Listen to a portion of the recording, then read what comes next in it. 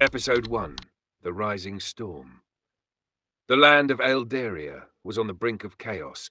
5 kingdoms stood divided, each with its own ambitions, fears, and rivalries. And yet, in the heart of the rugged Highland, a mere soldier named Lorcan was about to step onto the path of destiny, one that would shake the foundations of the world. Scene 1: The Highlands, a soldier's life. The cold winds howled through the towering peaks of Highland, where warriors were forged in the relentless embrace of nature. The land was brutal, the people hardened by centuries of battle, and among them was Lorcan, a soldier with no royal blood, no grand title, just a sword and an indomitable spirit. In the training grounds, the clash of steel echoed as Lorcan sparred with 2 other soldiers. His dual swords danced through the air, each strike precise, each movement calculated. His opponent lunged, but Lorcan twisted, using his agility to land a swift counter-strike. The crowd of warriors watching let out approving grunts. A booming laugh broke the tension. Ronan, Lorcan's uncle and a war veteran, leaned on his wooden cane. His left leg was missing from a battle long past, but his mind was sharper than any blade. Fast, but predictable. Try that on the battlefield and you'll be dead before your second swing. Then I'll just have to be faster.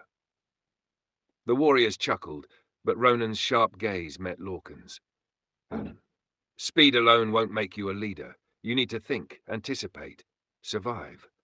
Lorcan sheathed his swords, wiping sweat from his brow. He had heard these lessons before, but something about today felt different.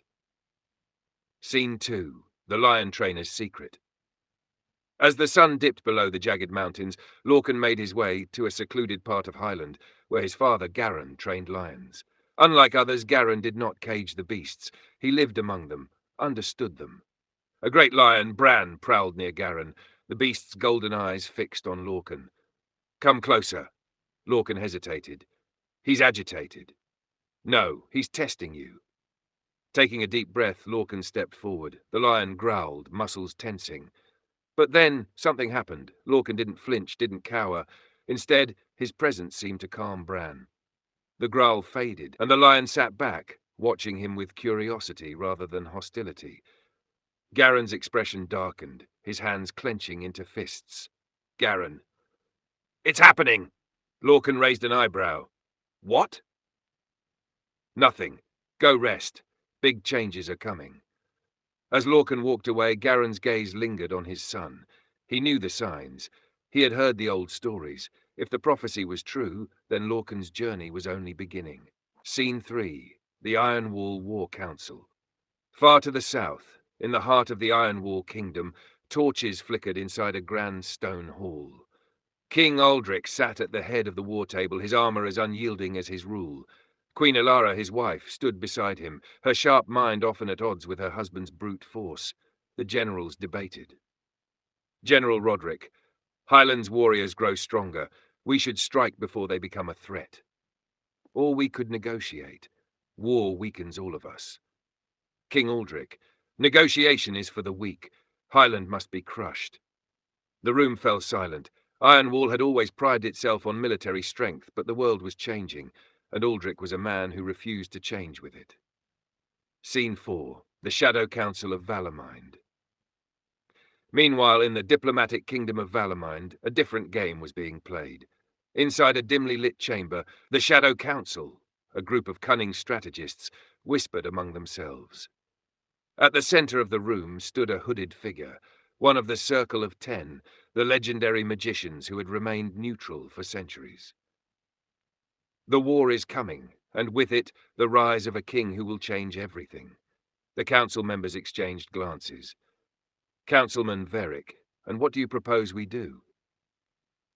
We watch, and when the time is right, we choose our side. Scene 5: The First Battle. Blood on the Snow.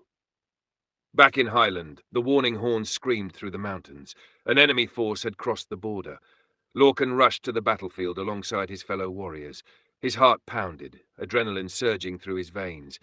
The enemy soldiers wore Ironwall's sigil. They had come for blood. The 2 armies clashed in a brutal storm of steel and screams. Lorcan found himself face to face with a massive Ironwall warrior. The enemy swung, but Lorcan ducked, slashing upward in a clean strike. The man fell, but another took his place. "Hold the line! Do not let them push forward!" Lorcan fought harder than ever before, but amidst the chaos he realized something. This wasn't just a battle.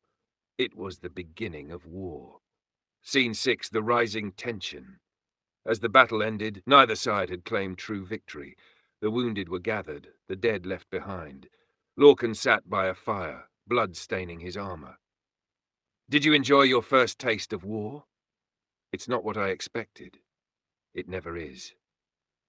Far away, in the depths of Shadowmind, unseen forces moved like puppeteers. The deceptive kingdom thrived on chaos, and this war would bring them exactly what they wanted. And above all, the Circle of 10 watched, knowing that one soldier had just taken his first step toward destiny. The storm had begun, and soon all of Eldaria would be caught in its wake. End of episode 1.